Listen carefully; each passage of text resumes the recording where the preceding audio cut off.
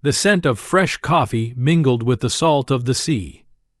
The warship's mess hall buzzed with morning chatter, boots scraping, laughter echoing, spoons clinking against steel cups, the kind of noise that made soldiers forget, for a few minutes, that they were floating in the middle of nowhere. Petty Officer Maya Ross moved between tables quietly, balancing a pot of coffee in one hand, a stack of cups in the other.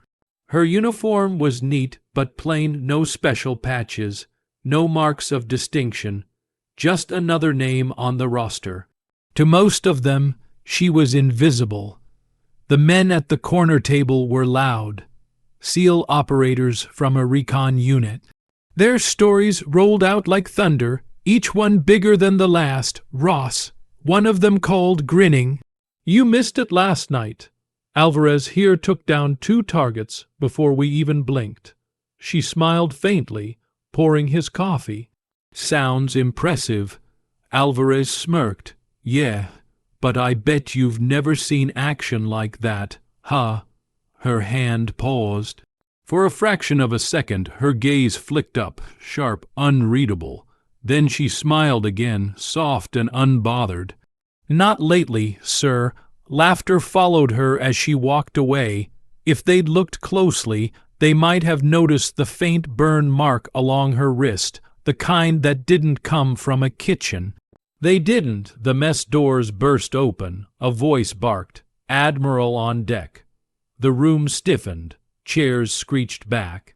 Every man and woman stood at attention as Admiral Harrow entered, broad-shouldered, silver-haired, eyes hard as a rifle barrel.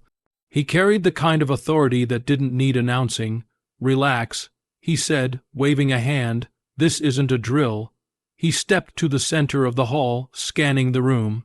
His voice dropped lower. "I'm here for one reason. 2 days ago, an intelligence unit went dark east of the strait. We recovered fragments of their transmission. One call sign kept coming through." He paused. The word fell like a thunderclap. "Ghosthawk." Every head turned. Alvarez frowned. "Sir, with respect, Ghosthawk's a myth. Old intel legend." The Admiral's gaze shifted slowly across the room and stopped.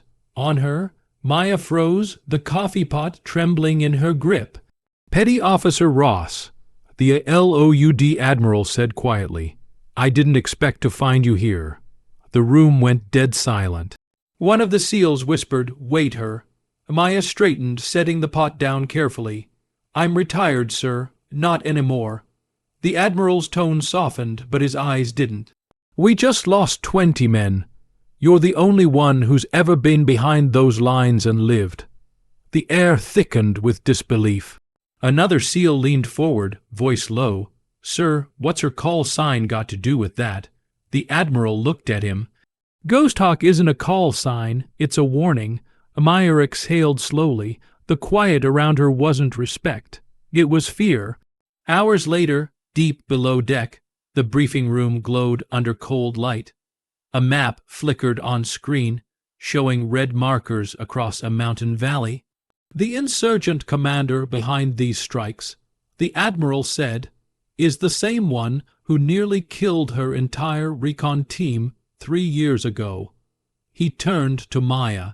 "You walked out alone. No one else did. You never filed your report." Maya's voice was steady, but her eyes carried ghosts. "Because it wasn't a mission, sir. It was a setup. The Admiral studied her. You're saying one of ours sold you out. I'm saying." She replied, "The same man who sent us in is running the op that just got those men killed." The SEALs around the table exchanged looks. This wasn't the quiet coffee server they knew. This was something else someone forged in fire. That night, the ship's deck was alive with preparation. Black Hawk rotors hummed against the wind. SEALs suited up, checking weapons. Maya stood beside the chopper, her old gear reissued, the black insignia stitched to her shoulder. The letters GH were faint but clear. Alvarez approached her, helmet under his arm. "You really Ghosthawk." She smiled slightly. "You'll see." As the chopper lifted off, the ocean vanished beneath them, replaced by mountains cloaked in fog. The mission was chaos before it began. Intel was fragmented, comms jammed. The strike team was ambushed before they hit the extraction point. Explosions ripped through the valley, men shouted. Fire lit the horizon, Mayday, we're pinned. Alvarez yelled into his radio. We need a way out. Static answered, then a calm voice, stay low, 30 meters east, 3 tangos ahead. He froze. Who is this? Ghosthawk. She was already moving through the smoke. Silent, surgical, every step calculated, every shot deliberate. The first target dropped without a sound. The second didn't even see her. When the last one fell, she dragged Alvarez behind a rock and reloaded. How did you? Don't ask. She pointed toward the ridge. They've got jammers set up. I'm taking them down. He grabbed her arm. You can't go alone. She met his eyes. I already did once. Then she was gone. Up on the ridge, the fog swallowed everything but the sound of her breath.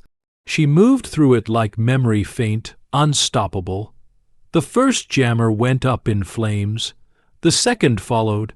When she reached the third, a voice stopped her cold. Didn't think I'd see you again.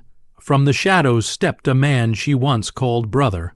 Lieutenant Cross, you left us to die, she said. He smiled bitterly. You were never supposed to make it out. Her finger tightened on the trigger. You should have made sure. They fired at the same time. Her bullet found its mark. His didn't. As Cross fell, he whispered, You can't kill what they made you, Maya. You'll always be Ghosthawk. She stared at him for a long time before turning away. By dawn, the team was safe. The hostiles were gone. The valley burned behind them. On board the extraction chopper, Alvarez looked at her. Disbelief etched across his face. You took out an entire cell by yourself. How do you even do that? She gazed out the window, voice quiet.